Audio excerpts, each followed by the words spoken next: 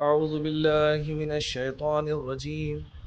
بسم الله الرحمن الرحيم. أستغفر الله ربي وأتوب إليه. أستغفر الله ربي وأتوب إليه. أستغفر الله ربي وأتوب إليه. الحمد لله الذي لا يبلغ مدحته القائلون ولا يحصي نعماءه العادون ولا يؤدي حقه المجتهدون. الذي لا يدركه بعد الهمم ولا يناله غوص الفتن.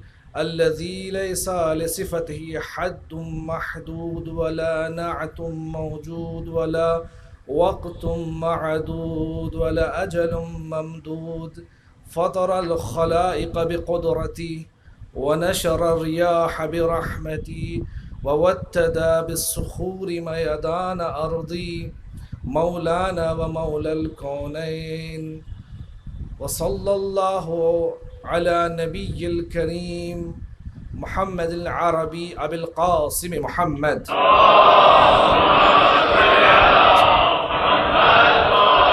ثم الصلاة على أهل بيته الطيبين الطاهرين المعصومين المنتجبين، كما قال عز شأنه في كتابه الكريم. بسم الله الرحمن الرحيم.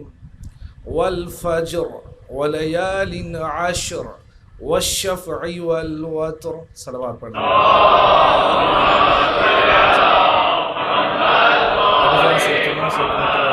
آپ حضرت ابی عبداللہ علیہ الصلاۃ والسلام، جس عنوان کو میں نے آپ کی خدمت میں پیش کیا کہ ہم ایک سفر پہ ہیں امام حسین علیہ الصلاۃ والسلام کے ساتھ، جہاں قرآن ہے اور امام حسین علیہ الصلاۃ والسلام ہیں. ایک سفر ہے جس سفر کا مقصد یہ ہے کہ ہم اپنے وجود میں بیداری پیدا کریں، ہم اپنی زندگیوں میں، اپنے قلب میں، اپنے دماغ میں، اپنی روح میں حضرت ابی عبداللہ علیہ الصلاۃ والسلام کی تعلیمات کو عام کریں اور ان کے بتائے ہوئے طریقوں پر عمل کریں، تاکہ ہمارا اتصال حضرت سے ویسا ہی ہو جیسا حضرت ہم سے چاہتے ہیں. کہ اگر ہم امام کی خدمت میں السلام علیک یا ابا عبداللہ کہہ رہے ہیں، یا السلام علیک یا ابا الفضل العباس علیہ الصلاۃ والسلام کہہ رہے ہیں، تو ہمارے سلام میں بھی وہ طہارت ہونی چاہیے، وہ زبان میں بھی ویسی طہارت ہونی چاہیے، اور ان تمام اعضاء و جوارح سے پہلے ہمارا قلب طاہر ہونا چاہیے، ہمارے دماغ میں، ہمارے قلوب میں طہارت ہونی چاہیے، تاکہ ہماری روح پاکیزہ ہو. اور جب ان ارواح مقدسات کی طرف ہم اپنے سلام کو جب ارسال کریں، جب کھڑے ہوں ان کی بارگاہ میں، تو یقیناً وہ ویسے ہی ہمارے سلام کا جواب دیں جس طریقے سے انہوں نے ہمارے لیے قربانیاں پیش کی ہیں.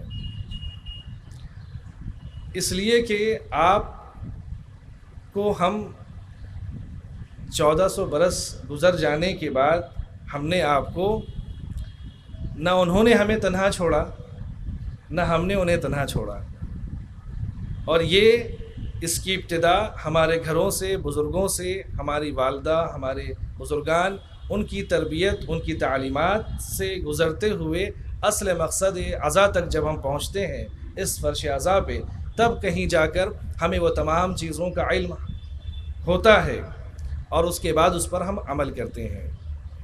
اس لیے کہ حضرت جتنے بھی ہیں ائمہ طاہرین علیہم الصلاۃ والسلام، ان مقدسات ہستیوں کے زیارتوں کے جملوں میں کہ جن کو معصومین علیہم الصلاۃ والسلام نے فرمایا ہے کہ انکم تسمع کلامی، آپ وہ ہیں جو ہماری آواز کو سنتے ہیں. اس کا مطلب یہ ہے کہ اگر ہم دنیا کے کسی بھی گوش و کنار سے اگر ہم ان کی طرف متوجہ ہو رہے ہیں تو گویا کہ وہ ہماری طرف بھی متوجہ ہیں، بشرط یہ کہ قلب سلیم کے ساتھ ان کی خدمت میں نذرانہ عقیدت پیش کیا جائے. مل جل کے صلوات پڑھ دیں محمد و آل محمد. آج کی گفتگو اس سورہ کو میں نے سرنامہ سخن قرار دیا ہے، سورۃ الفجر، جس کو سورہ امام حسین علی حسین ابن علی کہا جاتا ہے، اور اس کے بے شمار فضائل و مناقب بیان کیے گئے ہیں۔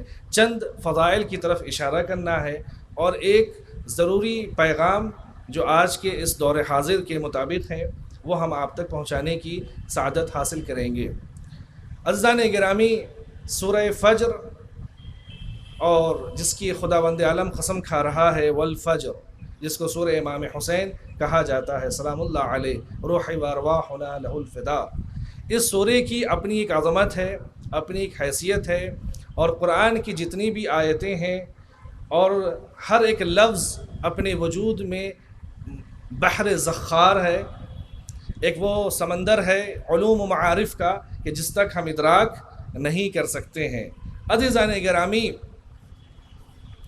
سورہ فجر کی چند باب میں سے چند باتیں آپ کی خدمت میں عرض کرنا چاہتا ہوں، جس کا مقصد اور جو مربوط ہے ارتقاء انسانی سے، کہ ہم اپنی عقلوں کو، اپنے جسموں کو، اپنے عقول کو، اپنے قلوب کو، اپنے عقائد کو، اپنے معارف کو کس طرح سے ہم بلند کر سکتے ہیں۔ وسائل شیعہ جناب حر عاملی رحمۃ اللہ علیہ رضوان نے اس حدیث کو کوٹ کیا ہے، اور جو جناب شیخ الصدوق علیہ الرحمٰن نے ثواب الاعمال میں بھی اس کو ذکر کیا ہے، عن الامام الصادق علیہ الصلاۃ والسلام،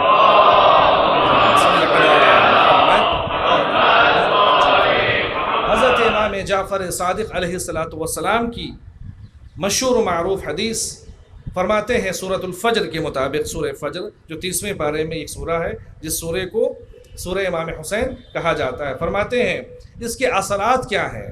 اس سورے کے اثرات یہ ہیں کہ اگر یہ سورہ امام حسین سے اگر منسوب ہو رہا ہے تو اگر وہ کمالات جو امام حسین میں ہیں وہ تمام تر کمالات اس سورے میں ہونے چاہیے، یا بلکہ یہ کہا جائے کہ جو اس سورے کے رموز و معارف اور جو اس میں روحانیت و معنویت پائی جاتی ہے وہ تمام کی تمام حضرت ابی عبداللہ علیہ الصلوۃ والسلام میں پائی جانی چاہیے اور پائی جاتی ہیں۔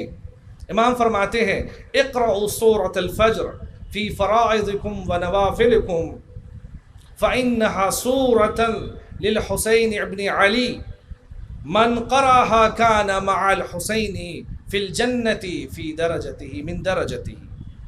ایک عجیب حدیث ہے زان گرامی، امام یہاں حکم دے رہے ہیں کہ سورہ فجر کی تم تلاوت کرو اپنی واجبات میں، اپنے نوافل میں، اپنے مستحبات جو نمازیں آپ ادا کریں اس میں آپ پڑھیے۔ کیوں پڑھیں؟ فإنها سورة للحسین، اس لیے کہ اس سورے کو سورہ امام حسین کہا جاتا ہے۔ پھر فرماتے ہیں من قرأ، جو اس سورے کی تلاوت کرتا ہے معرفت کے ساتھ، کان مع الحسین ابن علی فی درجته، وہ امام حسین ابن علی علیہ الصلاۃ والسلام کے درجے پر ہوگا، ان کے ساتھ ہوگا۔ کہاں؟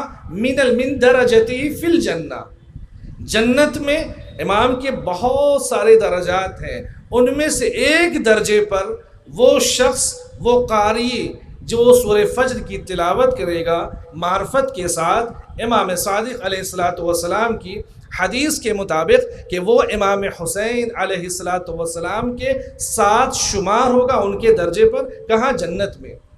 اب عزیزان گرامی، پہلا یہ آپشن ہے کہ اس کے بعد امام فرماتے ہیں کہ ان اللہ عزیز حکیم، چونکہ خدا جو ہے حکیم ہے، وہ کوئی بھی امر یا آرڈر جو ہے وہ یوں ہی نہیں دیتا ہے۔ ہمارے یہاں فقہ میں ایک لا ہے، ایک قانون ہے اصول میں، کہ خداوند عالم نے جتنے بھی حکم دیے ہیں، اذا امر شیء فلا بد به مصلحہ، اگر کوئی بھی امر شرعی اگر اس کو حکم دیا گیا ہے تو اس میں مصلحت پائی جائے گی، اس میں اچھائی پائی جائے گی 100%، اس میں کوئی گنجائش نہیں ہے کہ وہاں 99.99% یا 95-96% نہیں۔ خدا نے جس امر کو، جس آرڈر کو دیا ہے، یا اہل بیت نے، یا نبی کریم صلی اللہ علیہ وآلہ وسلم نے جس بھی میسج کو، جو آرڈر میں ہے، جو حکم میں ہے، وہ لا یخلو من المصلحہ، وہ مصلحت سے خالی نہیں ہو سکتی، اس میں مصلحت کا پایا جانا ضروری ہے، یعنی وہ محض خیر ہے یعنی کہ وہ سراسر صرف اور صرف اچھائیوں پر مبنی ہے، اور یہ مشیت قبل اس کے کہ یہ خداوند عالم یا پیغمبر کے ذریعے سے یہ میسج لوگوں تک پہنچائے، خداوند عالم اس امر میں، جیسے کہ اللہ نے کہا، نبی نے فرمایا کہ آپ نماز پڑھیے، تو جس وقت کہا صلو، نماز پڑھیے، آرڈر میں جب یہ آیا، اس سے پہلے خدا کی مشیت میں اس شے کو اللہ نے کیا قرار دیا؟ مصلحت پر قرار دیا، اچھائیوں پہ قرار دیا، خیر پہ قرار دیا۔ اور خیر کا مطلب مفسد نہیں ہے، خیر کا مطلب فساد نہیں ہے، بالکل۔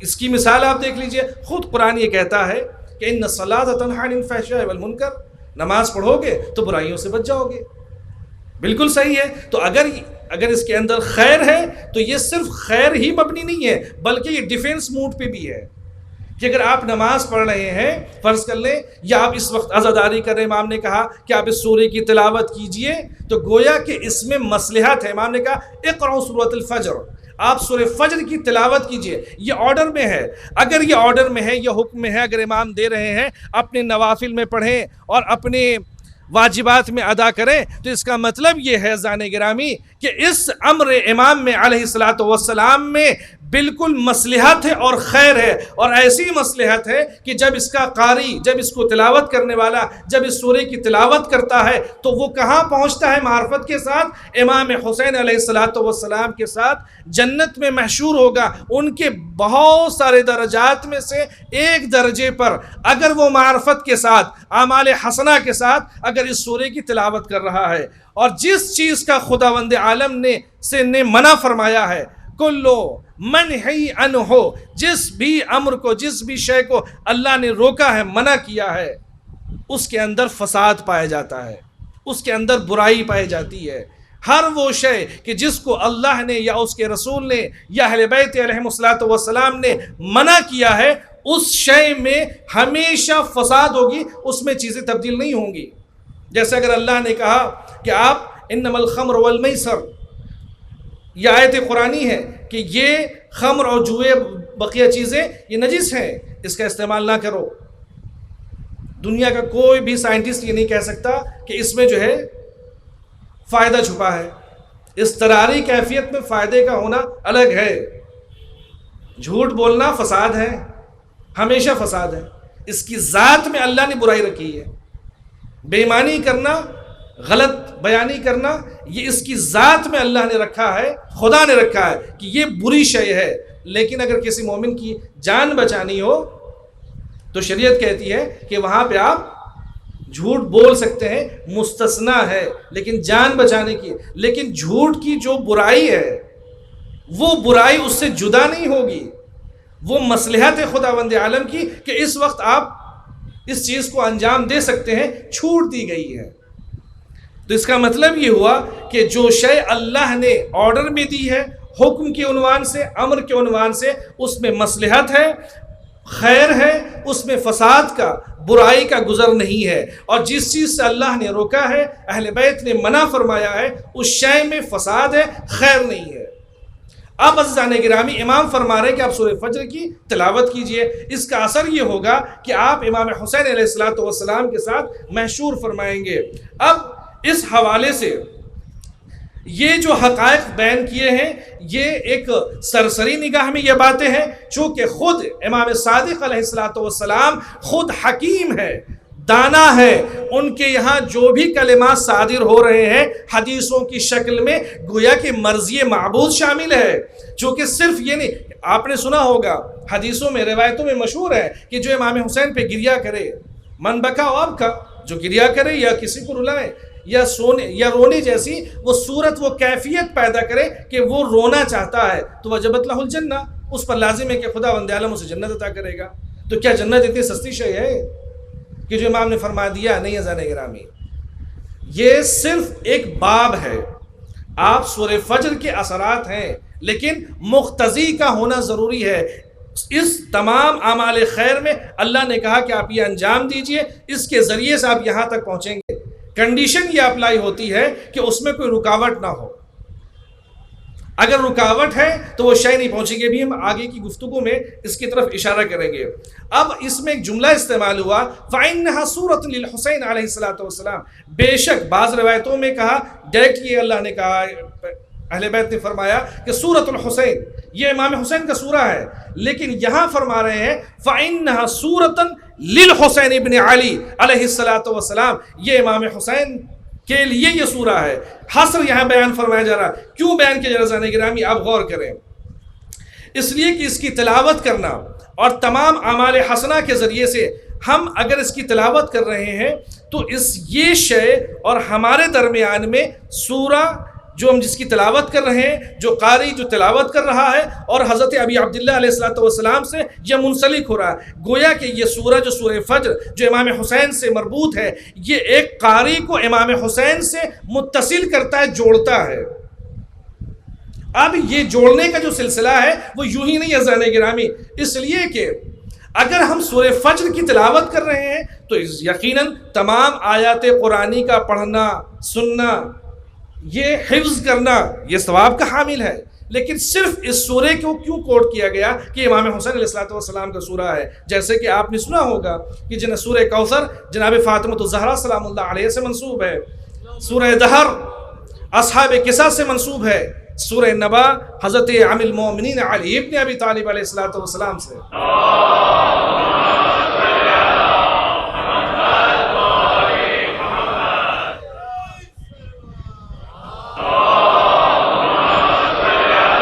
عزیزان گرامی، اگر ہم سوروں کی تلاوت کرتے ہیں اس کا مطلب یہ ہے کہ ہم حسین کو خراج عقیدت پیش کر رہے ہیں.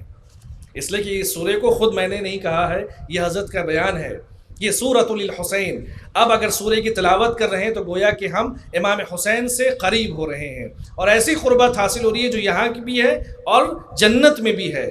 تو اس کا اثر کیا زان گرامی؟ ہماری کوئی حیثیت ہے کہ اب عبداللہ علیہ الصلوۃ والسلام کی بارگاہ میں کچھ پیش کر سکیں؟ یہ نظر و نیاز، یہ تمام خدمات، یہ ہم زندگی بھر کرتے رہیں، ہمارے اجداد نے کیا اور انشاءاللہ قیامت تک یہ سلسلہ جاری و ساری رہے گا. اور اس وقت بھی انشاءاللہ ہم مجلس کریں گے کہ جب یوسف زہرا موجود ہوں اور وہ اپنی زبان سے ذکر امام حسین علیہ الصلوۃ والسلام کریں اور اس مجلس اعظم میں ہم شریک ہوں انشاءاللہ والمستعان. عزیزان گرامی، ہماری تمام تر جانیں، اب میں اپنی اصل منزل کی طرف آ رہا ہوں. میں عرض کرنا چاہ رہا ہوں آپ کی خدمت میں کہ کیا ہماری حیثیت یہ ہے کہ ہم کوئی ایسی شے حضرت ابی عبداللہ علیہ الصلوۃ والسلام کے سامنے پیش کر سکتے ہیں؟ نہیں عزیزان گرامی.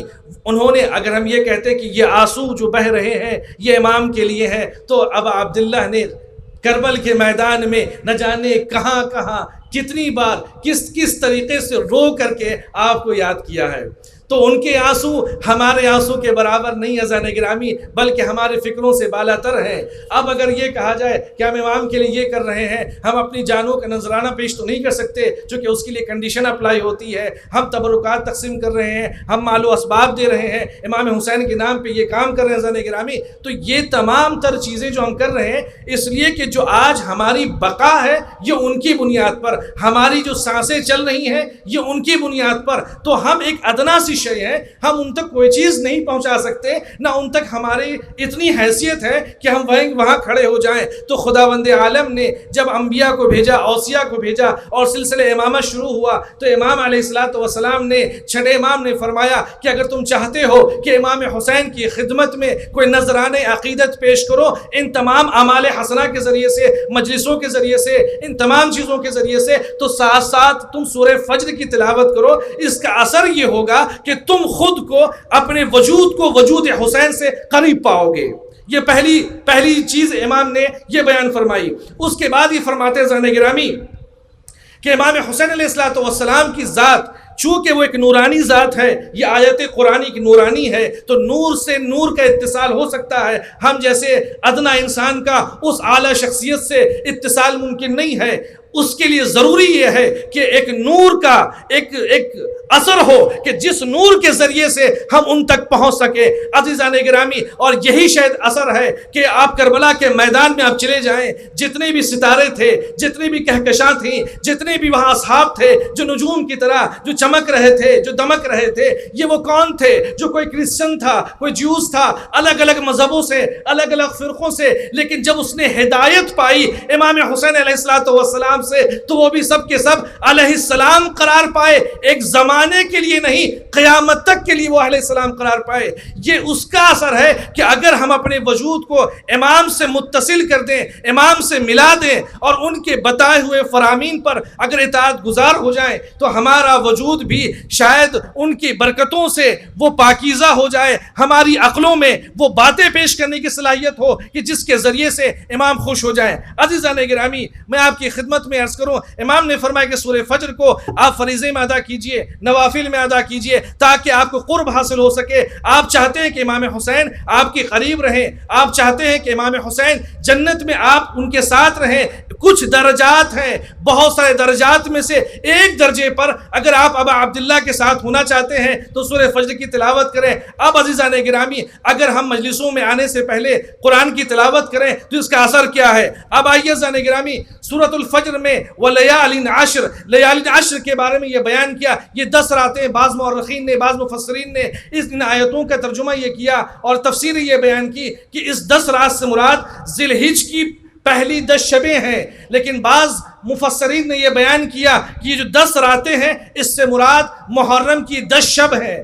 اگر ان شبوں میں سورہ فجر کی اگر ہم تلاوت کر رہے ہیں اور سوروں کو امام حسین علیہ السلام کی بارگاہ میں ہدیہ کر رہے ہیں تو آپ جان سکتے ہیں زانے گرامی کہ اس کا اثر کیا ہوگا. اس کے اثرات ابھی مرتب ہیں. ایک تو یہ ہو گیا کہ آپ ان سے امام سے قریب ہو گئے، دوسرے یہ کہ ان سوروں کی تلاوت کا شرف آپ کو حاصل ہو گیا، تیسری شے یہ کہ اگر آپ ان سوروں کو تلاوت کر رہے ہیں تو آپ خود سن بھی رہے ہیں، سنا بھی رہے ہیں، اور ایک قسم کی عزا ہے جو آپ شعار امام حسین علیہ السلام کے ذریعے سے امام سے قریب ہو رہے ہیں. اب عزیزان گرامی، اگر یہ امام نے جب یہ فرمایا کہ اس روایت کا اثر سنیے، ایک روایت اور امام بیان فرماتے ہیں جس کی سند متصل ہے، بہار الانوار علامہ مجلسی بیان کرتے ہیں، قال ابو عبداللہ علیہ السلام اقرأوا سورۃ الفجر. یہاں امام اضافہ کرتے ہیں وارغبوا فیہا رحمکم اللہ تعالی. امام فرماتے ہیں اگر تم چاہتے ہو کہ تم کسی سے قربت حاصل کرنا چاہتے ہو، اقرأوا سورۃ الفجر، تم سورہ فجر کی تلاوت کرو. اس کا اثر کیا فرماتے امام؟ وارغبوا فیہا.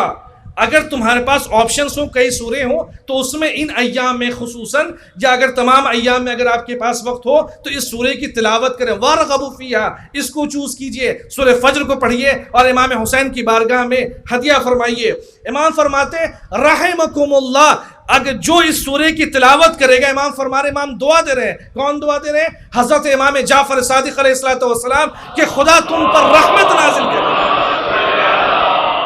خدا تم پر رحمت نازل کرے. یہ دعا کون سی زانے گرامی؟ کتنی ساری ان فضیلتوں کے سائے میں. اب اگر زانے سمجھ میں آ رہا آپ کو کہ صرف ابھی چند باتیں عرض کی ہیں، ایک تو یہ کہ ہم امام سے قریب ہو رہے ہیں، دوسری یہ کہ اس پر ایک خاص عنایت امام کی شامل حال رہیں گی، تیسری شے یہ کہ ہم جنت یہاں سے گزرنے کے بعد ہمارے اعمال میں طہارت کا سبب ہوگا، ہمارے اعمال بہتر ہوں گے، ساتھ ہی ہم جنت میں امام کے ساتھ ہوں گے. کیا خوش نصیبی ہے عزیزان گرامی کہ ابا عبداللہ کا جوار ہمیں نصیب ہو. تیسری اور چوتھی چیز امام فرما رہے ہیں کہ دعائے معصوم میں آپ شمار فرما رہے ہیں. امام رحمکم اللہ تعالی من قرأ هذه سورہ الفجر، جو اس سورہ فجر کی تلاوت کرتا ہے، امام صادق علیہ السلام اسے دعا دے رہے ہیں. اب عزیزان گرامی اس کے بعد فرماتے ہیں فقال ابو اسامہ، جیسے آپ بہو حیرت ہیں، وہاں بھی ایک شخص ایک راوی تھا، خاموشی سے اس نے کہا فقال ابو اسامہ وَكَانَ حَاضِرًا لِلْمَجْلِسِ فَكَيْفَ صَارَتْ هَذِهِ سُورَةٌ لِلْحُسَيْنِ علیہ السلام. ابو اسامہ کہتے ہیں میں بھی اس مجلس میں تھا جہاں امام صادق علیہ السلام اس حدیث کو بیان کر رہے تھے. میں کھڑا ہو گیا، میں نے کہا حضرت یہ بتائیے، ہماری جان آپ پہ قربان ہو، اس سورے کو امام حسین سے منسوب کیسے کر دیا؟ مجھے سمجھ میں نہیں آ رہا. امام نے فرمایا قال علیہ السلام لا تسمع الى قوله تعالی کیا تم نے خدا کا وہ قول نہیں سنا؟ یا ایتھا النفس المطمئنہ ارجعی الی ربک راضیۃ مرضیہ فادخلی فی عبادی وادخلی جنتی۔ اس آیت کو آپ بالکل بخوبی اس آیت سے واقف ہیں۔ عزیزان گرامی، تو امام دلیل کیا دے رہے ہیں کہ کیا تم نے اس آیت کی تلاوت نہیں کی کہ جو نفس مطمئنہ کی طرف خطاب کیا جا رہا ہے، اس سے مراد میرے جد حضرت امام حسین علیہ السلام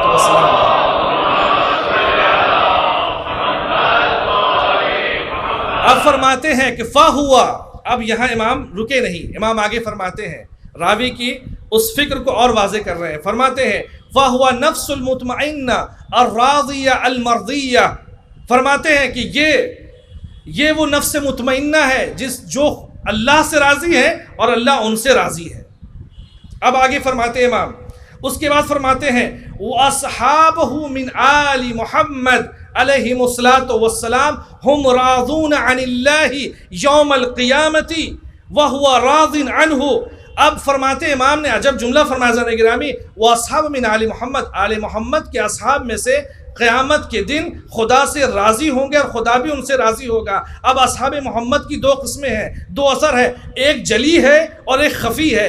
جلی جو واضح اور آشکار ہے، جیسے جناب علی اکبر علیہ السلام ہیں، ان کی ذات طیبہ ہے، حضرت ابو الفضل عباس علیہ السلام ہیں، ان کی ذات طیبہ ہے کہ جو قیامت کے دن امام حسین علیہ السلام کے ساتھ ہوں گے اور جن سے خدا راضی ہوگا اور وہ خدا سے راضی ہوں گے۔ یہ اس آیت کی تفسیر امام بیان کر رہے ہیں، اور دوسری ایک تفسیر ہے وہ تفسیر خفی ہے۔ اس سے مراد یہاں پہ یہ اذان گرامی کہ امام بھی اللہ بھی راضی، وہ بھی اللہ سے راضی، اور یہ بھی اللہ سے راضی اور خدا بھی ان سے راضی۔ یہ کون افراد ہیں؟ جیسے سلمان من اہل البیت، سلمان کہیں فارس کے تھے، لیکن جب عبادتوں کا سلیقہ ملا، اہل بیت کی بھیک ملی، اہل بیت نے انہیں ان تمام چیزوں کو عطا کیا کہ جو خداوند عالم نے اوامر کی شکل میں، نواہی کی شکل میں انہیں عطا کیا تھا، اور ان تمام تر چیزوں کو عمل کرنے کے بعد نبی نے فرمایا سلمان من اہل بیت، سلمان ہم میں سے ہیں، ہم اہل بیت علیہ الصلوۃ والسلام میں ہیں۔ تو اب یہاں کے اوپر اب عزیزان گرامی کہ صرف سورہ فجر کی تلاوت کا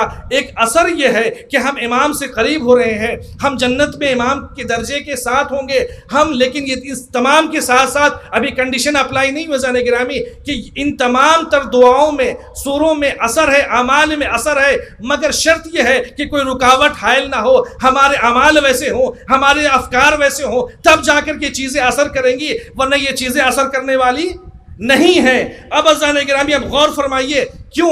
اس لیے کہ جب ڈاکٹرز کوئی چیز آپ کی خدمت میں لکھتے ہیں، جب پرسکرائب کرتے ہیں، کہتے ہیں کہ آپ کو نزلہ ہوا ہے، کھانسی ہو رہی ہے، یہ چیزیں ہو رہی ہیں، آپ کو دوا دے دی اور اس کے بعد کہا کہ ان چیزوں سے آپ پرہیز کریں گے، آپ ٹھنڈا پانی نہیں پئیں گے، آپ یہ چیزیں نہ کھائیں گے، آپ اے سی کے سامنے نہ سوئیں گے، ورنہ یہ دوا کام نہیں کرے گی۔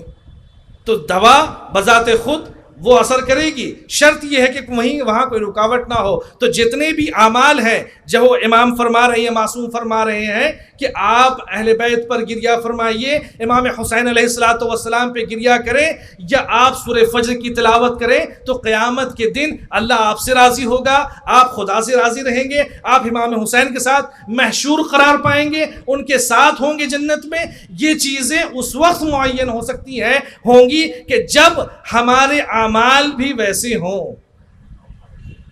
ان تمام احادیث کو اگر ہم جمع کریں تو اس کا خلاصہ یہ بنتا ہے کہ جب تک اگر ہم ان دونوں حدیثوں کو اگر الگ الگ ہم معین کریں زین گرامی تو یہ چیزیں نہیں ہو سکتی۔ اب اگر امام علیہ السلام نے یہ فرمایا کہ آپ سورہ فجر کی تلاوت کیجئے، اس کے اثرات یہ ہیں اور اس کے قرب کا سبب ہے، قرب معنوی کا سبب ہے۔ ہمارے یہاں جو تلاوت قرآن پاک کی جاتی ہے یا جو چیزیں کی جاتی ہیں زین گرامی، میں بارہا اس بارے میں آپ کی خدمت میں عرض کر رہا ہوں کہ ہم اپنے ذہنوں کو مہمیز کریں، ہم جاہل مقصر نہ قرار پائیں کہ ہمارے پاس آپشنز تھے، ہم نے قرآن کی تعلیم حاصل نہیں کی۔ زین گرامی، یہ صرف ایک فرقے کا کام نہیں ہے، یہ ایک صنف کا کام نہیں ہے کہ وہ قرآن کی تعلیم حاصل کریں۔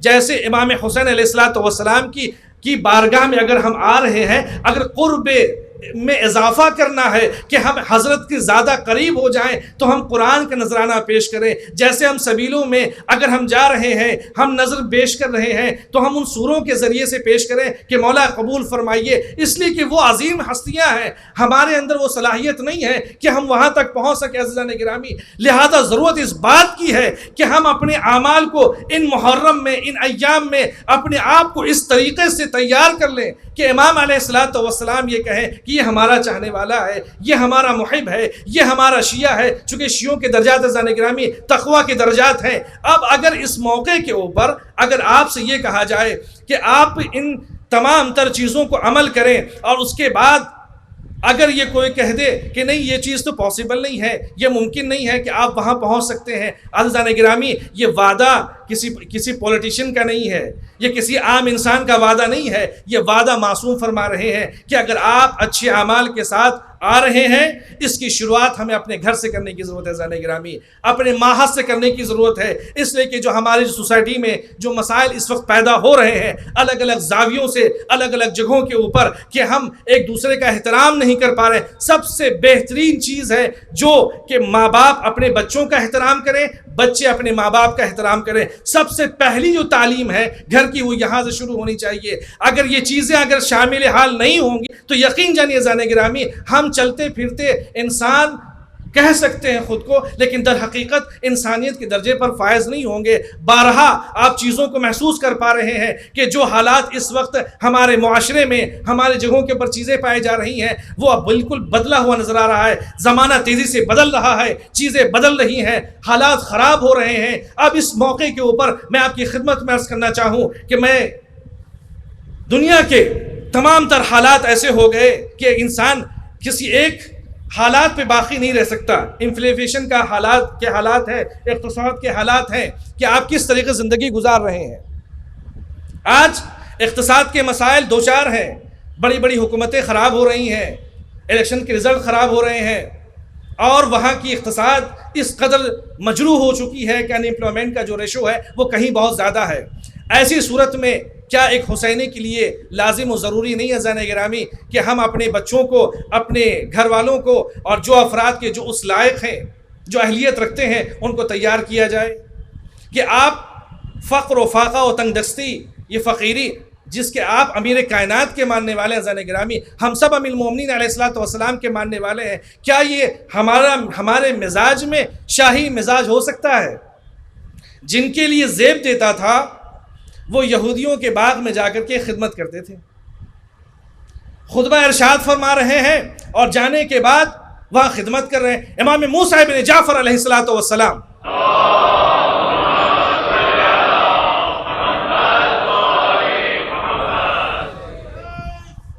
امام کھیتی کر رہے ہیں, ایگریکلچر پہ معمور ہیں.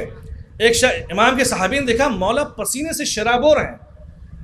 امام سے کہا مولا یہ بیلچہ ہمیں دے دیجئے. میں جوانوں سے گزارش کر رہا ہوں عزیزان گرامی, اگر ہم شیعہ ہیں تو امام صادق کی اس حدیث کے مصداق ہونا ضروری ہے, شیعتنا اولو الالباب, ہمارا شیعہ سب سے پڑھا لکھا ہوگا, ہمارا شیعہ ہر فیلڈ میں سب سے آگے ہوگا, وہ کسی کے حق کو غصب نہیں کرے گا, وہ کسی بھی اعتبار سے کسی پہ ظلم نہیں کرے گا. حسینی کا مطلب ہی ہے عزیزان گرامی کہ ہم ظلم کے خلاف کھڑے ہیں. امام کو قتل کیوں کیا گیا؟ آیت اللہ سستانی حفظہ اللہ نے یہ سٹیٹمنٹ دیا کہ امام کو صرف اس لیے نہیں مارا گیا کہ امام جو ہے امام علی اعوذ باللہ ثم علی اعوذ باللہ کہ وہ کسی کا حق لے لیا تھا انہوں نے, نہیں, بلکہ وہ مظلوموں کی حمایت کر رہے تھے, عدل و انصاف کو قائم کرنا چاہتے تھے. لہذا امام کے قتل کے درپے ہوئے تمام ائمہ علیہ الصلوۃ والسلام کے. آپ غور کیجئے, امام نے کہا کہ یہ پسینہ خدا کو محبوب ہے چونکہ یہ رزق حلال ہے, ہمیں رزق حلال کے لیے کوشاں ہونا چاہیے. قرآن کی آیت ہے بسم اللہ الرحمن الرحیم, احل اللہ البیع وحرم الربا, ہم نے بزنس کو آزاد چھوڑا ہے, حلال کیا ہے, اور انٹرسٹ کو جو ربا جسے کہا جاتا ہے اسے حرام قرار دیا ہے. اب اس کے اوپر بھی چونکہ ایک بحث فقہی ہے کہ کہاں پہ حرام ہے کہاں پہ حرام نہیں ہے, بینکس کے لون میں اور بقیہ چیزوں میں. عزیزان گرامی, احل اللہ البیع, اس کے اوپر علماء نے فقہ کی کتابوں میں ایک پورا ایک باب ہے, باب تجارت. سینکڑوں آیتیں قرآن میں موجود ہیں مور دین 550 کے آس پاس ہیں جو صرف اور صرف بزنس اور تجارت کے اوپر بتا رہی ہیں. اس کا ایک مقصد عزیزان گرامی، ہمارے مزاج میں یہ آ گیا کہ ہم سبزی نہیں بیچیں گے. ہمارے لیے یہ آ گیا کہ یہ کام ہمارے لیے چھوٹا ہے، یہ کام ہمارے لیے نہیں، یہ ہمارے مزاج کا ہے اور یہ ہمارے مزاج کا نہیں ہے. عزیزان گرامی، اصحاب ائمہ علیہ الصلوۃ والسلام کی کچھ چیزوں کے بارے میں عرض کرنا چاہتا ہوں. آپ نے میثم یحییٰ ابن میثم تمار کا نام سنا ہے؟ یقیناً سنا ہوگا. ان کا ٹائٹل جو ہے عزیزان گرامی، وہ بائی برتھ جو تمار نہیں تھے، اس زمانے کے بہت بڑے فقیہ تھے، اس زمانے کے بہت بڑے عالم تھے. اور ایسا علم جیسا کہ میں نے محمد ابن مسلم علیہ السلام کے بارے میں کہا کہ جو امام کے صحابی تھے، یہ تمار جو ٹائٹل ان کو اس لیے نہیں مل گیا کہ آسمان سے ٹائٹل آ گیا یا کسی بادشاہ نے دے دیا، نہیں عزیزان گرامی، ایسا نہیں تھا. بلکہ انہوں نے اپنی کاوشوں اور اپنی محنتوں کے ساتھ، کیا ان کے پاس اہل بیت کی ولایت کم تھی؟ کیا ان کے پاس محبت امام حسین کم تھا؟ کیا ان کے پاس محبت آخرت کم تھی؟ کیا ان کے پاس نمازیں ان کی کم پڑ گئی تھیں؟ یا ان کے مسائل کچھ اور تھے؟ نہیں عزیزان گرامی، ہم تو میثم کے در پہ جا کر کے اپنے سر کو جھکا کے ولایت کی بھیک مانگتے ہیں کہ کاش ہماری زبان بھی میثم جیسی بن جائے، ہمارا دل بھی علی کے لیے دھڑکے، ہماری آنکھیں بھی علی کے لیے بصر ہوں، ہماری فکریں بھی علی کی طرح پرواز کریں، جہاں جہاں علی ہوں وہاں وہاں ہم ہوں. عزیزان گرامی، ہم اس میثم کے ماننے والے ہیں، اور اس میثم کے لیے یہ کہا جاتا ہے کہ میثم تمار ہے، کہیں اسکافی کہا ہے کہ موچی ہے. اور یہ فخریانہ اندازہ ہے گرامی، یہ اصحاب ائمہ ہیں جنہوں نے چلتے پھرتے امام نے ان کو بوسہ دیا ہے، انہوں نے امام کے قدم بوسی کی ہے، ان کے ساتھ نماز ادا کی ہے، ان اصحاب باوفا نے خدمت کیا ہے، موچی بنے ہیں. اسکاف کہا گیا، ان کو ٹائٹل دیا گیا، کیا ان کے لیے عیب تھا؟ یا امام علیہ السلام، آپ طول تاریخ میں جب سے دنیا بنی ہے، ہم ان تھیوریوں پہ نہیں جانا چاہتے جو ڈارون کا نظریہ ہے، ہم اس سے اختلاف رکھتے ہیں. وہ انسان کمالی نہیں، انسان کمال کے لیے پیدا ہوا ہے، جانوروں سے انسان کی طرف آنا یہ جانور کمال ہوگا، انسانوں کمال نہیں. عزیزان گرامی، اللہ نے جناب آدم سے لے کر کے اب تک جب وسائل نہیں تھے تو کیا ہوتا تھا عزیزان گرامی؟ کیا وہاں ایگریکلچر نہیں تھا؟ بتائیں. یقیناً وہ تمام اعمال جو انجام دیتے تھے، کیا نبی اللہ آدم ابو الآدم، ابو آدمی جسے کہا جائے کہ تمام انسانوں کے باپ ہیں، وہ جو اس وقت نجف اشرف مولا کے پہلو میں آرام کر رہے ہیں، انہوں نے کھیتی کی. آج جس سمت ہم نماز پڑھ رہے ہیں عزیزان گرامی، دو بزرگ نبیوں نے اپنے ہاتھوں سے وہ کنسٹرکٹ کیا تھا عزیزان گرامی. تو کیا یہ کنسٹرکشن کرنا کیا عیب ہے؟ اگر ہے تو پھر اہل بیت کو یہ کام نہیں کرنا چاہیے تھا. لیکن اہل بیت علیہ الصلوۃ والسلام نے، جناب آدم علیہ الصلوۃ والسلام نے، ابراہیم نے، نوح نے، ہمارے تو بعض انبیاء ہیں جن کے مشغلے کو کہا جاتا ہے کہ انہوں نے جو ہے درزی اور ٹریلنگ کا کام جو ہے بتایا کہ کیسے کی جاتی ہے، کپڑے کیسے سلے جاتے ہیں. جناب داؤد کے بارے میں لوہار کا جو کانسیپٹ ہے، جس کو آج کے زمانے میں ویلڈنگ کہہ لیا جائے یا دوسرے نام دے دیا جائے عزیزان گرامی، یہ جناب داؤد نے اس کی ایجاد کی تھی. کہ جناب داؤد کے لیے عیب تھا؟ نہیں. ہم یہ کیوں تصور کرتے ہیں کہ ہم ایز اے رولر پیدا ہوئے تھے تو رول کریں گے؟ نہیں عزیزان گرامی، ایسا نہیں ہو سکتا. چونکہ اللہ نے کوئی بھی کام، آپ جاپان میں چلے جائیں، وہاں کا کانسیپٹ ہے، وہاں کلچر ہے، کوئی کام وہاں چھوٹا بڑا ہے ہی نہیں. اچھا، آپ جتنے بڑے ہو جائیں، آپ کو آفس میں آنے کو صفائی کرنی پڑے گی. اس منزل پہ وہ لوگ پہنچے ہوئے ہیں جہاں علم و تمدن کے اس منزل پر ہیں، وہاں ان کا کانسیپٹ کلیئر ہے کہ کوئی بھی کام چھوٹا یا بڑا نہیں ہوتا ہے. ہم ہر روز ایسے کام سے دوچار ہو رہے ہیں. اہل بیت نے آپ کو آزاد مصداق قرار دیا ہے کہ ہمارے شیعہ پڑھے لکھے، ہمارے شیعہ آزاد ہیں، وہ کسی کے محتاج نہیں ہے. اگر محتاجی اگر صرف ہے تو وہ صرف اللہ کی ہے اور اہل بیت علیہ الصلوۃ والسلام کی ہونی چاہیے. آج بقیہ ہم ان کے نام لینا نہیں چاہتے ہیں عزیزان گرامی، جو قومیں آج ترقی کر رہی ہیں، ان قوموں میں یہ افتخار کہاں سے آ گیا عزیزان گرامی؟ اگر آپ ایران چلے جائیں، آپ عراق چلے جائیں، وہاں کون سے لوگ آئے ہوئے ہیں؟ کیا وہاں شیعہ نہیں ہے؟ وہاں ایک چھوٹے سے کام جس کو ہم لفظ چھوٹا کہہ رہے ہیں سمجھانے کے لیے، ورنہ کوئی کام چھوٹا یا بڑا نہیں ہوتا ہے. یہ چیزیں جو ہو رہی ہیں وہاں سب کے سب شیعہ ہیں، وہ سب کام کر رہے ہیں، وہ جھاڑو بھی دے رہے ہیں، اور بقیہ دوسرے کام بھی انجام دے رہے ہیں. تو کیا یہ ان کے لیے عیب ہے؟ نہیں ہے عزیزان گرامی. علی مرتضیٰ سے بڑا کون شخص ہو سکتا ہے عزیزان گرامی؟ اب یہاں بات آتی ہے کہ ہم یہ کام ان کے لیے نہیں کریں گے، ان کے لیے نہیں کریں گے، ان کے یہاں کام کریں گے. بھائی امام علی علیہ الصلوۃ والسلام نے کیا. ہمارے یہاں ریئل اسٹیٹ کا کانسیپٹ وسائل شیعہ اٹھا کے آپ دیکھیے، امام صادق علیہ الصلوۃ والسلام، امام موسیٰ بن جعفر نے اس کام کو انجام دیا. ریئل اسٹیٹ کا بزنس تھا. اسی طریقے سے بقیہ تمام ائمہ علیہ الصلوۃ والسلام نے ہر زمانے میں، کیا یہ بتائیے کہ جس کی بنیاد پہ پوری کائنات کو خلق کیا گیا، صرف یہ کہہ دیتے کن وہ شے ہو جاتی. ان کو دھوپ میں پسینے بہانے کے لیے یہ بیلچا چلانے کی ضرورت کیا پڑی؟ وہ عظیم ترین فرد ہے جانے گرامی. وہ صرف محض خیر تھے، ان کے وجود سے لوگ ٹھنڈک پاتے تھے. ان ہستیوں نے عیب محسوس نہیں کیا جانے گرامی. تو ہم ان کے چاہنے والے ہیں، ہمیں کیسے عیب ہوگا؟ اگر آپ تبرکات لے کر کے آ رہے ہیں، ہم کسی کے متعلق کوئی برعکس جملہ کہنا نہیں چاہ رہے ہیں. اگر آپ ہی میں سے کوئی تبرکات بنانے لگے، کوئی خباز بن جائے، کوئی روٹیاں بنانے لگے، کوئی یہ چیزیں کرنے لگے، کیا اس میں حرج ہے؟ آپ کپڑے سلنے لگیں، جو جس کے ٹیلنٹ ہے. لیکن امپورٹنٹ یہ ہے اس کی ابتدا اپنے گھر سے ہونی چاہیے زان گرامی. آج ہمارے پاس سول سروسز کے لیے ہم بیوروکریٹس میں لوگ کم پڑھ رہے ہیں، ڈاکٹروں میں کم ہیں، ہمارے پاس لائر کم ہیں. ہمارے پاس جتنا جو عدد ہے، ایک عدد کے مطابق کہ جو آفیشیل ہے، مور دین 60 ملین کے آس پاس ہم اس ہندوستان کی سرزمین پہ ہیں.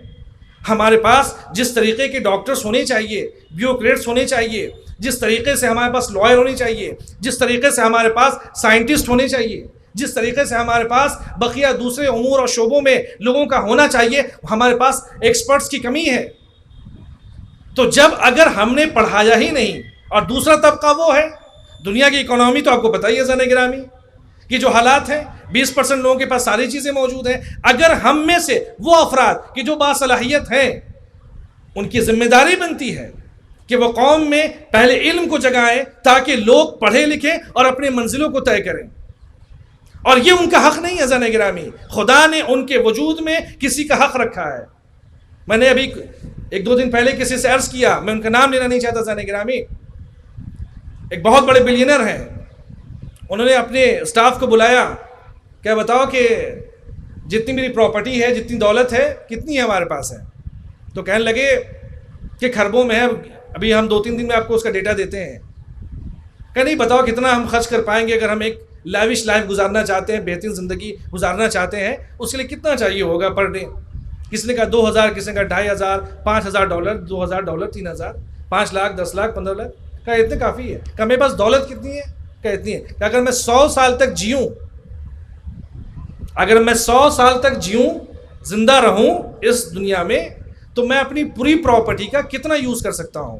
کہا 3 سے 4%. تو اس نے کہا کہ یعنی اس کا مطلب یہ ہوا کہ 95% میں استعمال ہی نہیں کر پاؤں گا. اس کا مطلب یہ ہے کہ ہم اپنی تمام تر فیسلٹیز کے ساتھ ہم زندگی گزارنے کے بعد ہم 3 سے 4% ہی اپنی زندگی میں یوز کر لیں گے. انہوں نے جو کیلکولیشن کیا تھا وہ 100 ایئرس کا کیا تھا، اور الحمدللہ ماشاءاللہ سے ہماری عمریں انشاءاللہ آپ سب کی عمریں طویل ہوں بحق محمد وآل محمد علیہ الصلوۃ والسلام. انہوں نے جب کیلکولیشن یہ کیا کہ ہماری زندگی اتنی سی ہے اور ہم 3 سے 4% ہی صرف اپنے مال و دولت کا استعمال اور یوز کر سکتے ہیں، تو باقی 95% کس کا ہے؟ یہ تو میرا نہیں ہے، ہمارے بچوں کا ہوگا یا جن کا ان میں حق ہے، غربا کا ہوگا، مساکین کا ہوگا، وہ افراد کی جو سماج میں دبے کچلے جو ایسے افراد ہیں، یہ ان کا حق ہے.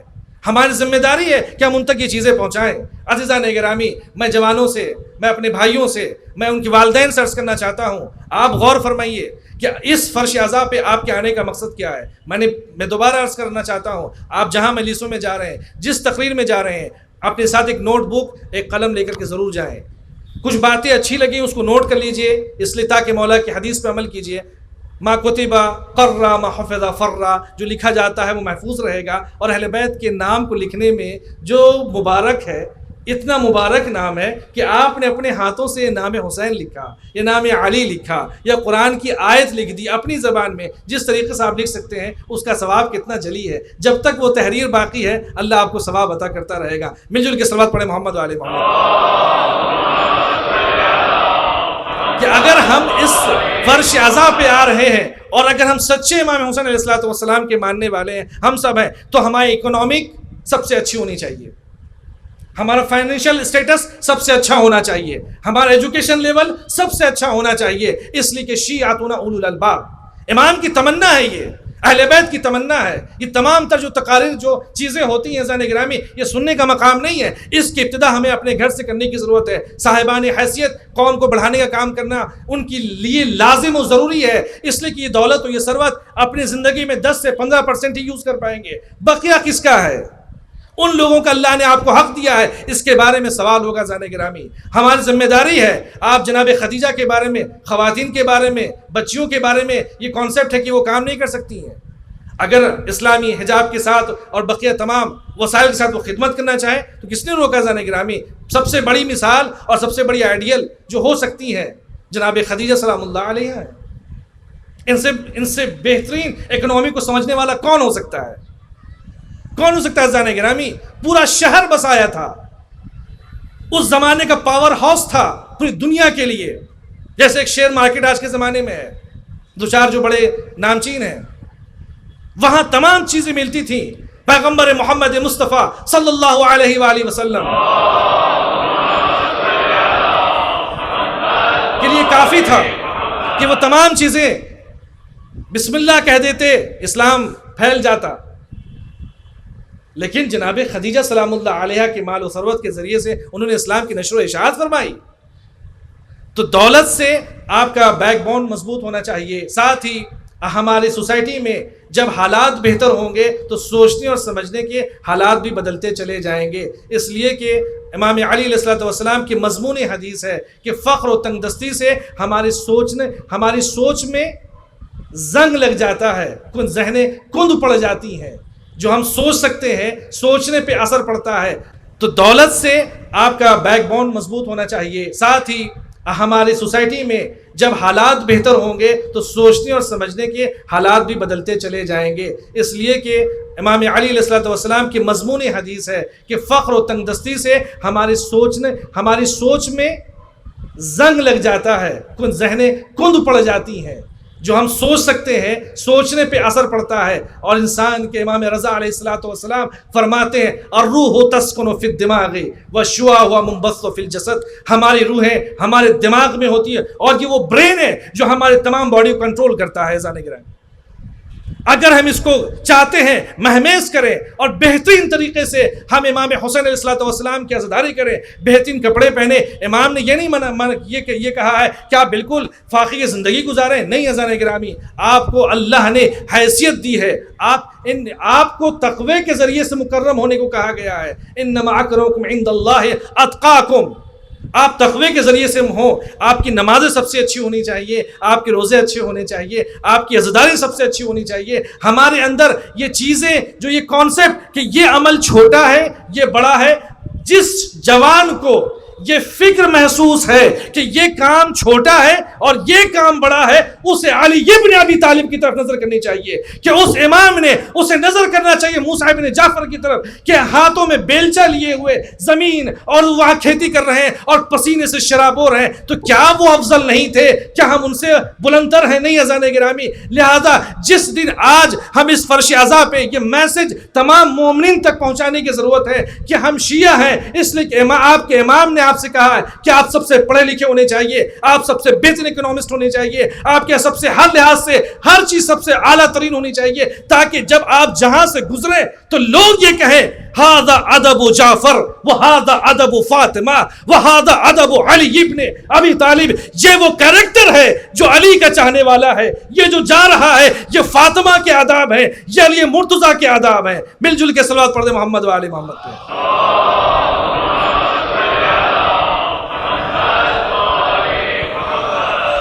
عزیزان گرامی، دنیا بدل رہی تیزی سے، چیزیں بدل رہی ہیں، لیکن آپ کو توکل کرنا ہے اور ایسا کام کرنا ہے اس دیش کے لیے بھی جہاں آپ زندگی گزار رہے ہیں، کہ تاکہ یہاں پہ رہنے والے لوگ آپ سے انسپائر ہوں۔ کیوں؟ اس لیے کہ آپ ان کی طرف متوجہ ہوتے ہیں، ان کو اپنا آئیڈیل بناتے ہیں، جس کو صرف اس دنیا کے لیے نہیں، یونیورسل ان کو نمونہ بنایا ہے، ان کو آئیڈیل بنایا گیا ہے۔ لقد کان لکم فی رسول اللہ اسوۃ حسنہ، نبی کریم صلی اللہ علیہ وآلہ وسلم، محمد مصطفیٰ صلی اللہ علیہ وآلہ وسلم ہماری ذمہ داری ہے۔ اب کامل الزیات کے میں اپنی اس آخری جملے کی طرف آنا چاہتا ہوں۔ کامل الزیات کی روایت ہے امام صادق علیہ الصلوۃ والسلام سے، فرماتے ہیں امام، قال من سرہ ان یکون علی مائدۃ النور، جو یہ چاہتا ہے کہ وہ نورانی دسترخوان پہ قیامت کے دن امام حسین کے ساتھ ہونا چاہتا ہے، نورانی دسترخوان کے اوپر، فلیکن من زوار الحسین ابن علی، اس کے لیے ضروری ہے کہ وہ امام حسین کا زائر بن جائے۔ اب زائر سے مراد کیا ہے؟ زیارت کہتے ہیں حضور عند المزور، عربی میں کہتے ہیں زیارت حضور عند المزور، کہ آپ اپنے کو جس کی طرف جا رہے ہیں اپنے آپ کو اس تک پہنچا دینا۔ جیسے ہم زیارتوں پہ جاتے ہیں مولا کے یہاں شبیہیں لگی ہیں، ہم امباڑوں میں جاتے ہیں، خود کو یہ السلام علیک یا ابا الفضل عباس، تو جسمانی طور پہ بدنی طور پہ ہم وہاں پہنچ رہے ہیں۔ تو زیارت کا مطلب صرف یہی ہے کہ فلیکن میں کہ وہ سفرۂ نورانی جو ہمیں ملے گا، وہ نورانی دسترخوان اگر ہمیں قیامت میں چاہیے امام حسین کے ساتھ، امام فرما رہے ہیں کہ زوار امام حسین بن جائیں۔ امام فرماتے اس کے دو اثر ہیں، ایک اثر بدنی ہے، دوسرا اثر روحانی ہے۔ روحانی سے مراد یہاں پہ زن گرامی یہ ہے کہ صرف اور صرف اس دسترخوان سے مراد، مائدۃ النور سے مراد یہ نہیں ہے کہ وہاں پہ سیب لگے ہوں گے، وہاں انگوریں ہوں گی، وہاں بقیہ چیزیں ہوں گی، یہ کھانے کی چیزیں ہوں گی، لکھنؤ کا شیرمال ہوگا، ایسا نہیں ہے زن گرامی، بلکہ اس سے مراد یہاں پہ یہ ہے کہ وہاں مائدۃ النور سے مراد ہے، مائدۃ النور سے مراد اہل اللہ کی معرفت، علوم، ہدایت، نور، معرفت، حکمت، یہ تمام چیزوں کے حصول کو اگر کوئی لینا چاہتا ہے تو اس نورانی دسترخوان پہ آ جائے کہ جہاں امام حسین تشریف فرما ہے، اور امام کے ذریعے سے ان تمام علوم و معارف کو اپنے وجود میں، اپنے روح میں حسین کو اتارے۔ یہ مراد ہے زن گرامی۔ زائر امام حسین سے مراد علماء نے بیان کیا کہ زیارت کا مطلب صرف یہ نہیں ہے کہ آپ خود حرم میں مطہر میں چلے جائیں اور زری کے پاس جا کے کہیں السلام علیک یا امیر المومنین والسلام علیک یا امین اللہ۔ یہ صرف زیارت تو ہے ہی، یہ زیارت بدنی ہے، مگر زیارت روحی یہ ہے کہ آپ حسین کو اپنے واستحضار الحسین فی روحکم، اپنے وجود میں حسین کو اتاریں۔ یہ زیارت حقیقی ہے۔ اور کس طریقے سے حسین ہمارے وجود میں آئیں گے؟ حسین کی تعلیمات کے ذریعے سے کہ ہمیں بہترین تعلیم حاصل کرنا ہے۔ ہم کس طریقے سے حسین ابن علی ابن ابی طالب کو اپنے وجود میں لا سکتے ہیں؟ اس طریقے سے لا سکتے ہیں کہ ان کے بتائے ہوئے فرامین پہ ہم عمل کریں تاکہ حسین ہمارے وجود میں ہو، ہم سوئیں تو حسین ہو، ہم جاگیں تو حسین ہو۔ اس لیے کہ روح جب تک جسم میں ہے ہم زندہ ہے، اور جب تک زندہ ہے اس وقت تک حسین ہے۔ بلکہ جملے کو یہ کہو کہ زیارت عاشورہ کے جملے یہ ہے اللہم اجعل محیای محیا محمد وآل محمد ومماتی مماتا محمد وآل محمد۔ جب تک زندہ رہوں تو حسین کے لیے، اہل بیت کے لیے زندہ رہوں، اور جب اس دنیا سے جاؤں تو محبت اہل بیت لیے جاؤں، تاکہ قیامت میں ہم ان کے سامنے کھڑے ہو جائیں اور وہ ہماری شفاعت کر دیں۔ صلوات پڑھ دیں عظمت آل محمد پہ۔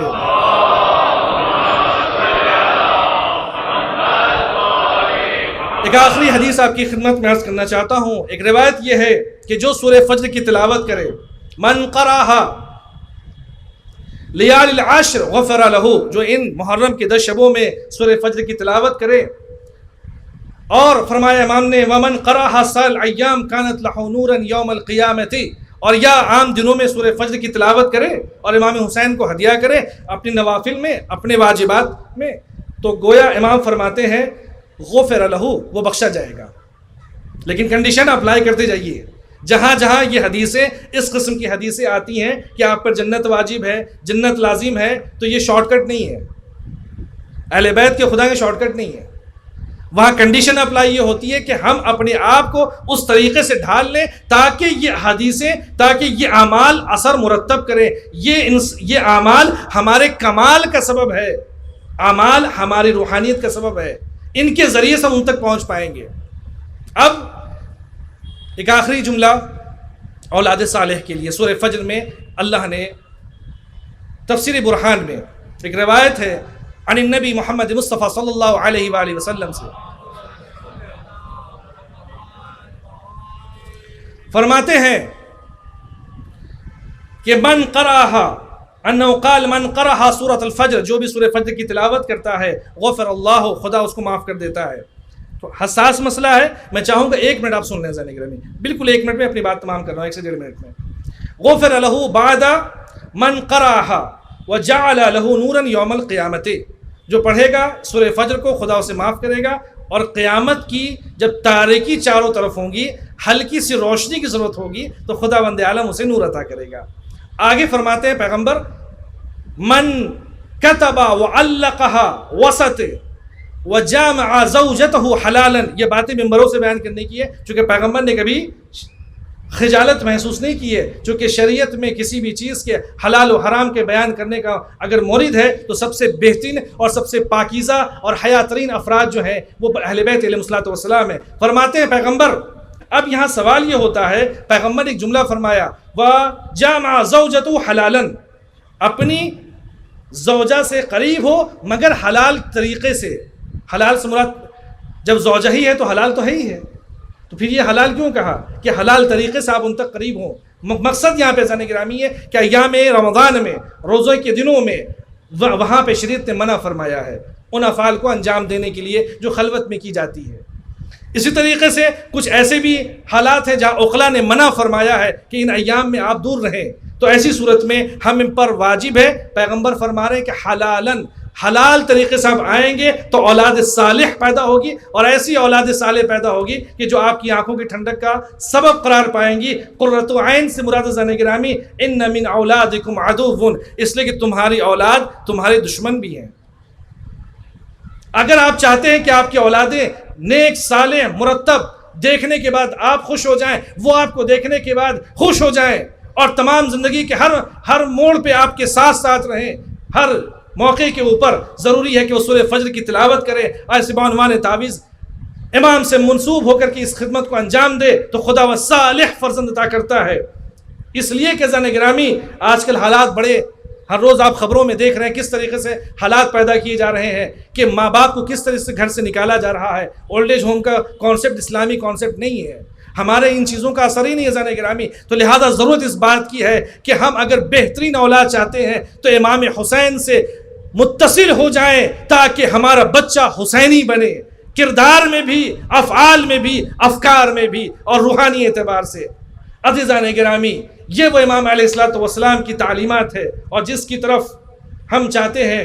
اور ایک حدیث ہے کہ من قرأ سورۃ الفجر امن من کل شیء الی طلوع الفجر یوم القیامت، اگر سورہ فجر کو صبح نمودار ہوتے ہی اگر اس آیت سورہ کی تلاوت کی جاتی ہے تو 24 آورز تک وہ تمام بلاؤں اور حوادثات اور ناگہانی سے انسان محفوظ رہتا ہے، چونکہ آپ کے ساتھ حضرت امام حسین علیہ الصلوۃ والسلام کا سایہ ہوتا ہے۔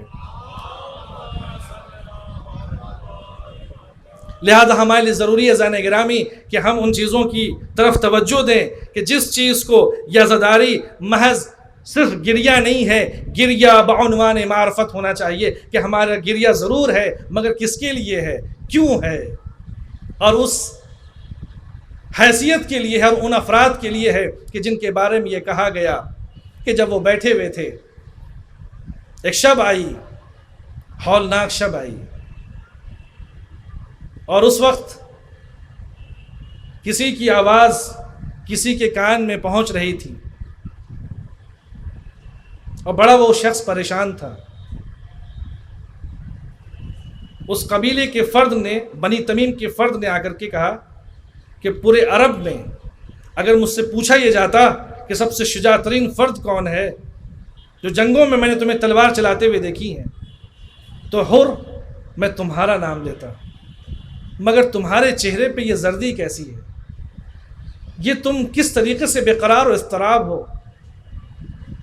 جناب حر علیہ الصلوۃ والسلام آنکھیں نم ہو گئیں، اور اس کے بعد جناب حر علیہ الصلوۃ والسلام نے اس شخص کا ہاتھ پکڑا اور ایک خیمے کے تناب کے کنارے پہنچے اور اس کے بعد کہا کہ ذرا کان لگا کے سنو تو صحیح، یہ کیسی آوازیں آ رہی ہیں الاتش۔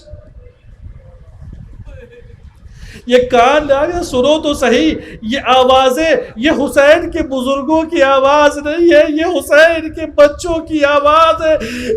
میں خطا کار ہوں، میں کیا بتاؤں، میں کیا کروں کہ فرزند فاطمہ سلام اللہ علیہ کو میں یہاں گھیر کر کے اس جنگل میں لے کر آیا ہوں، میں کتنا خطا کار ہوں۔ آج ان بچوں کے لیے پانی کا انتظام تک میں نہیں کر پا رہا ہوں۔ روایتیں بتاتی ہیں کہ جب یہ قافلہ جب پہنچا تھا مقام اشراف کے اوپر تو وہاں پہ علی بن سعان موجود تھے، اور وہ کہتے ہیں کہ جب کچھ ایک دھول نمودار ہوئی تو اصحاب امام حسین علیہ السلام نے دیکھا کہ کچھ وہاں کے اوپر چیزیں ہیں، کسی نے کہا کھجور کے درخت ہیں۔ اصحاب امام حسین آئے اور کہنے لگے کہ واللہ ہم نے اس جنگل میں کبھی، اس صحرا میں کبھی کھجوروں کے درخت نہیں دیکھے، کہ ذرا غور سے دیکھو۔ امام حسین قریب پہنچے، کچھ دیر انتظار کیا تو دیکھا کہ دھول زیادہ نمودار ہوئی، اور اس کے بعد گھوڑوں کی ٹاپوں کی آوازیں سنائی دینے لگی۔ کہا یہ لگتا ہے کہ یہ کوئی بہت بڑا لشکر ہے جو ہماری طرف آ رہا ہے۔ ناگہاں دھیرے دھیرے لشکر بڑھتا گیا، خیام حسین تک پہنچا، دیکھا کہ حر ہے اپنے 1000 لشکر کے ساتھ موجود ہے۔ امام نے اس کو دیکھا کہ حر اپنے سر کو نیچے جھکائے ہوئے ہے، اور آنے کے بعد کہتا ہے کہ یا ابا عبداللہ، آپ کو کوفہ ابن زیاد کی طرف لے جانے کا حکم آیا ہے، حسین بن نمیر کی طرف سے۔ آپ کے لیے لازم ہے کہ اس وقت اپنا سامان سفر باندھیں اور ہمارے ساتھ کوفے کی طرف کوچ کریں۔ امام نے فرمایا اگر تم ہمیں قتل کرنا چاہتے ہو تو تم ہمیں شوق سے قتل کر دو، ہم قتل ہونے کے لیے آئے ہیں، مگر ہم کوفہ ابن زیاد کی دربار میں نہیں جائیں گے۔ جناب حر نے کہا کہ اے مولا میں آقا، مجھے صرف یہ حکم دیا گیا ہے کہ میں آپ کو گھیر کر کے کوفے لے جاؤں ابن زیاد کے دربار میں۔ امام نے کہا مجھے اتنی مہلت دو کہ میں نماز ظہرین ادا کر لوں۔ امام نے ظہر کی نماز ادا کرنی چاہی۔ حر نے اپنے لشکر سے کو جمع کیا، امام کی قیادت میں نمازیں ادا کی۔ اب جب امام نے نمازیں ادا کر لی، امام نے جیسے نماز ادا کی، امام کھڑے ہوئے، اور کھڑے ہونے کے بعد خطبہ ارشاد فرمایا اور کہا اے مومنو، میں حسین ابن علی مدینے سے چل کر اس صحرا میں اپنی وجہ سے نہیں آیا، میرے بھائی مسلم نے مجھے خط لکھا تھا کہ تم میرے وفا ہو، تم میرے جانثار ہو، میں تمہارے لیے آ رہا ہوں، لیکن اگر تم چاہتے ہو کہ تم میری بیعت نہیں کرنا چاہتے تو میں ہمیشہ کے لیے میں اپنے نانا کے قبر کی طرف پلٹ جاتا ہوں۔ اور حسین، یہ تاریخ کا عجب جملہ عزیزان گرامی، امام فرماتے ہیں کہ حسین زندگی بھر خاموش ہو جائے گا۔ امام فرمایا میں زندگی بھر خاموش ہو جاؤں گا۔ امام نے سامان سفر باندھا، گھوڑے پہ سوار ہوئے۔ حر نے اپنی بدتمیزی کی اور لجام فرس پہ ہاتھ رکھا۔ امام نے فرمایا ثقلتک امک یا حر ماذا تفعل ماذا تريد یا حر، اے حر تیری ماں تیرے غم میں بیٹھے، تو کیا انجام دے رہا ہے، تجھے کیا چاہیے؟ حر نے ایک مرتبہ سر کو نیچے جھکایا اور کہا کہ یا ابا عبداللہ، اے فرزند زہرا، اگر یہ جملہ کوئی اور کہتا تو شاید کہ میں اس کا جواب اسی الفاظ میں دیتا، ارے آپ کی مادر تو سیدہ فاطمہ الزہرا ہے، ان کے بارے میں جسارت نہیں کر سکتا۔ الغرض عزیزان گرامی، جس وقت یہ شب عاشور ہے، حر سے رہا نہ گیا۔ جناب حر نے اپنے بھائی سے کہا، غلام سے کہا کہ اب مجھ سے برداشت نہیں، میں جانتا ہوں، میں جانا چاہتا ہوں اپنے آقا کی طرف، چونکہ میں ان کا گناہگار ہوں، لیکن جانے کا اہتمام یہ کرنا۔ غلام سے کہا، آزاد کیا۔ بھائی سے کہا جہاں جانا چاہتے ہو آپ چلے جاؤ۔ سید ابن طاؤس فرماتے ہیں جناب حر نے کہا کہ جب میں حسین کے لیے جب اس طریقے کا کام انجام دے رہا تھا تو میرے ہاتھ کھلے تھے، میں جانتا ہوں میں گناہگار کی شکل میں جانا چاہتا ہوں۔ امامے کا کپڑا اتارا اور اپنے بیٹے سے کہا میرے ہاتھ کو باندھو، میں ابا عبداللہ الحسین کی خدمت میں جانا چاہتا ہوں۔ حسین نے دور سے منظر دیکھا کہ حر آ رہے ہیں، حر کا بھائی آ رہا ہے، حر کے بیٹے آ رہے ہیں۔ عباس کو حکم دیا، علی اکبر کو حکم دیا، جاؤ جاؤ جاؤ استقبال کے لیے جاؤ۔ اور جیسے ہی وہ استقبال کے لیے آئے، ایک مرتبہ جناب حر نے دوڑتے ہوئے آنے کے بعد اپنے رخسار کو ابا عبداللہ کے قدموں میں رکھ کر کہا اے ابا عبداللہ، میں آپ کا گناہگار، میں فرزند زہرا، میں آپ کو یہ اس کربل میں، اس جنگل میں لانے کا سبب قرار پایا، بس مجھے اجازت دیجئے۔ روایت مقاتل فرماتے ہیں کہ سب سے پہلا شہید اصحاب میں سے جو میدان کارزار میں گیا وہ ہر گئے، رجز پڑھا، 40 کو واصل جہنم کیا، اور ایک مرتبہ جب ان کے گھوڑے کے پیروں کو پے کر دیا گیا، ہر گھوڑے سے زمین پر آئے، اور ایک مرتبہ جنگ کرتے جاتے ہیں اور کہتے جاتے ہیں کہ کیا تم نے یہ سوچا ہے کہ فرزند زہرا اکیلا ہے؟ ارے ہر زندہ ہے، تم مجھے مارنا ہے، مجھے مار دو، تلواریں چلانی ہے، میرا سر حاضر ہے، ارے سینہ چاہیے، برچھی چاہیے، جو کہنا مجھ سے، بس میرے آقا کو کوئی حرف نہیں آنا چاہیے۔ ہاں ایک مرتبہ ہجوم ہوا، ہر نے آواز دی، السلام علیک یا ابن رسول اللہ ادرکنی۔ حسین پہنچے، اور حسین کیسے پہنچے؟ عزیزان گرامی، حسین پہنچتے ہیں اور ایک شعر پڑھتے ہیں جناب ہر کے سامنے، نعم الحر اذا نادى حسینا، کیا ہر کا نصیب ہے کہ جب اس نے آواز دی تو حسین اس کی خدمت میں پہنچا، فجاہد بنفسہ عند الصبا، اور اس کی نصرت کے لیے اس تک پہنچا، اور جب جناب حر کے پاس پہنچے تو فرمایا، اے حر انت الحر کما سمت کا امک وانت الحر فی الدنیا وانت الحر فی الاخرہ۔ اے حر تو آزاد ہے، جیسا تیری ماں نے تیرا نام رکھا تھا، تو دنیا میں بھی آزاد ہے، آخرت میں بھی آزاد ہے۔ اور ایک مرتبہ حر کے سر کو اپنے زانوں پہ رکھ کر امام نے دعائیں پڑھنے لگے، امام تسلی دینے لگے، اور میں کہوں گا ابا عبداللہ یہ حر کا اثر ہے، تسلی دے لیجئے، ابھی چند وقت گزریں گے، وہاں قاسم کے ٹکڑے ہوں گے۔